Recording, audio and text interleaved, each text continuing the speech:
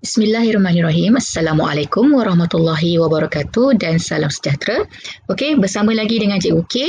Hari ini kita nak masuk tajuk kebolehjadian. Okey, jadi ini mungkin pertama kali ada yang mendengar perkataan kebolehjadian. Jadi kita nak tengok apa benda kebolehjadian ni dan apa yang ada dalam topik ni. Okey, jadi kebolehjadian bermaksud kemungkinan sesuatu peristiwa itu berlaku.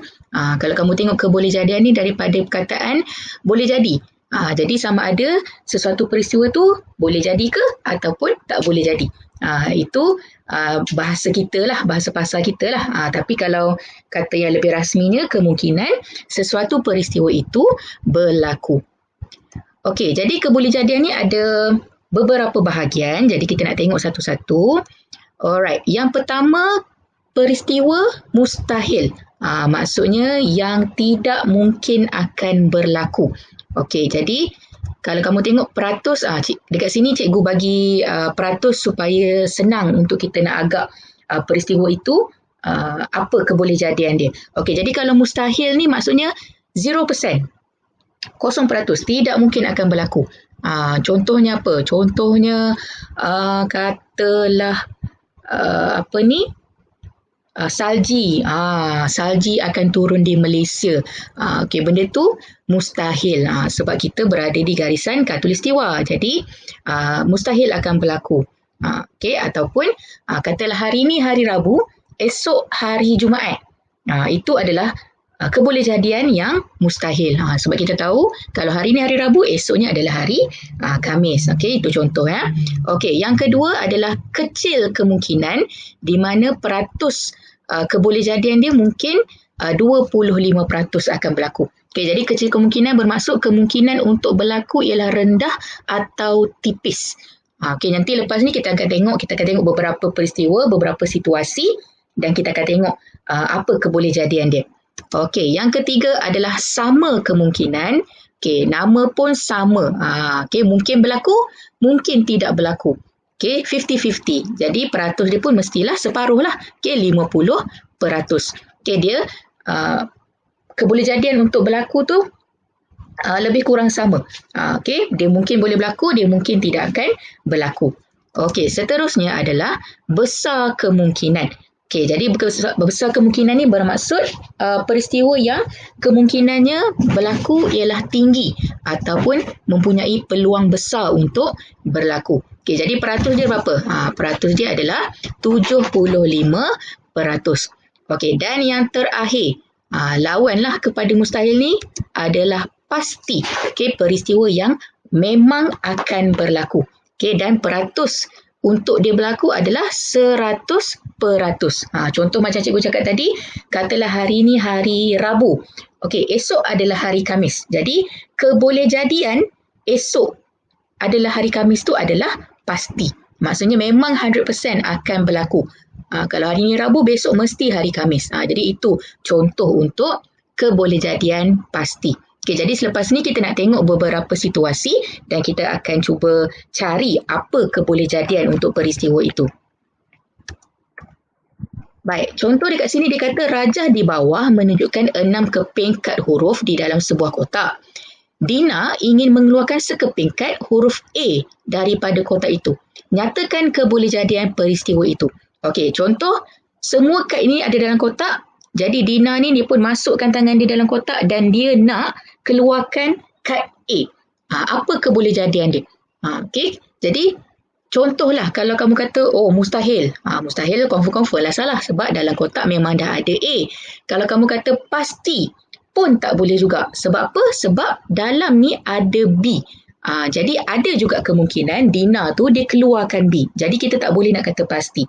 Jadi apa yang paling sesuai kebolehjadian untuk peristiwa ini adalah besar kemungkinan.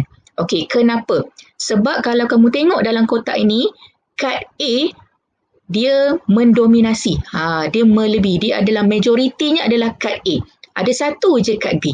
Jadi kalau Dina ni masukkan tangan dia dalam kotak tu, dia keluarkan sekeping kad.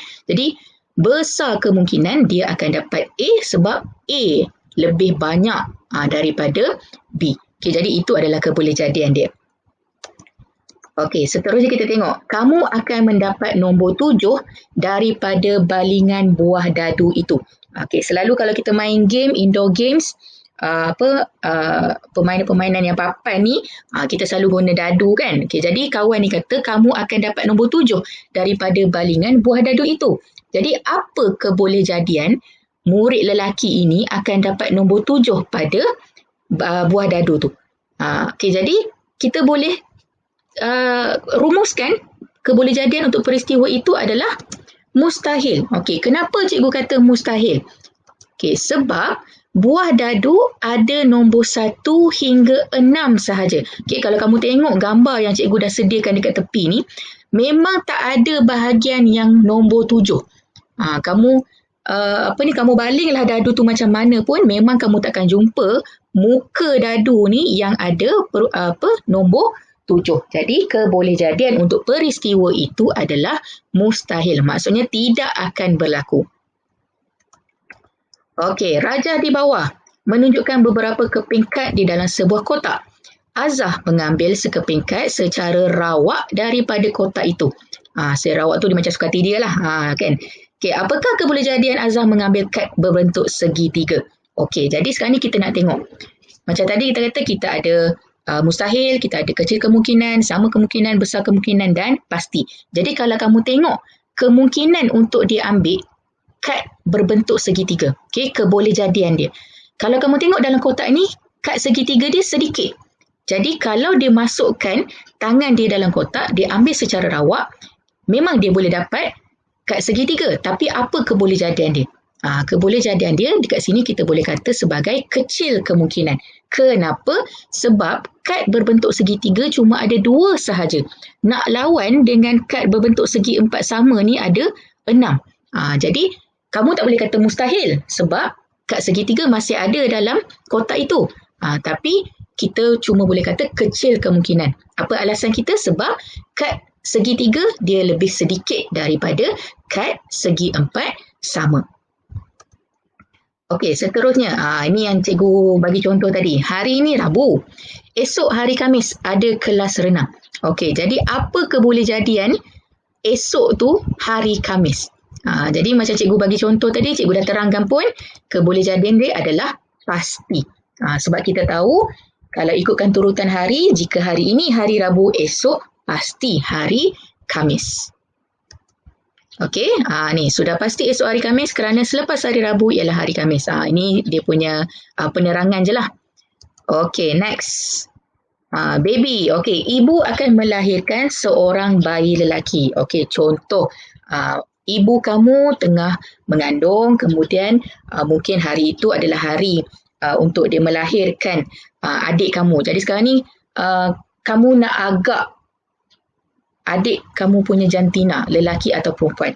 Okey, tapi dekat sini penyataan dia. Ayat dia kata ibu akan melahirkan seorang bayi lelaki. Jadi apa kebolehjadian untuk peristiwa ini?